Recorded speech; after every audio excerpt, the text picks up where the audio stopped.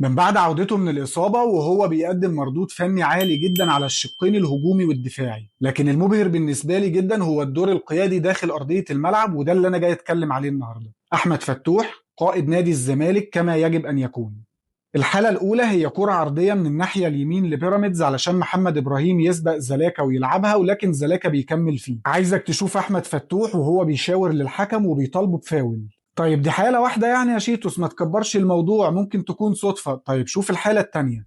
كرة لعبد الله السعيد على حدود 18 بيراميدز علشان الشيبي يدفعه من الخلف والحكم يحتسب فاول. فتوح بيضرب سبرنت علشان يقول للحكم يدي انذار للشيبي نتيجة الدفعة في ظهر عبد الله السعيد، لكن الحكم ما بيدلوش انذار، فالشيبي بيشوح للحكم، ففتوح بيكلمه تاني وبيطالبه بانذار. الحالة الثالثة هي كرة ناصر منسي الخطيرة جدا اللي اعتمد فيها على الحل الفردي مع ان فتوح كان فاتح له.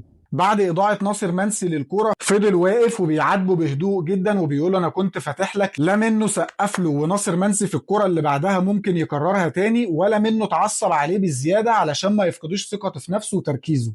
الحالة الرابعة هي هجمة كانت لبيراميدز واتحسب التسلل، ولكن فتوح بيضرب سبرنت وبيتكلم مع محمود ناجي وبيشاور له على خطأ كان المفروض يحتسبه للزمالك وهو تغاضى عنه. خامس حالة هي ركلة الجزاء اللي محمود ناجي ما حسبهاش، وفتوح بيضرب سبرنت وبيوقف اللعب علشان محمود ناجي يرجع للفار.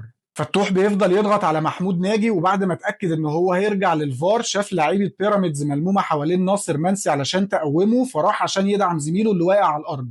بعد تسجيل ركله الجزاء واحتفالات جنونيه من كل اللاعبين، فتوح بيحتفل بهدوء وبعدين بيقول للعيبه هنسجل التاني. في لقطات اكتر من كده بكتير في الماتش امبارح، ولكن انا اخترت ابرز اللقطات اللي لازم تتبروز عشان ندي فتوح حقه في الدور القيادي داخل ارض الملعب.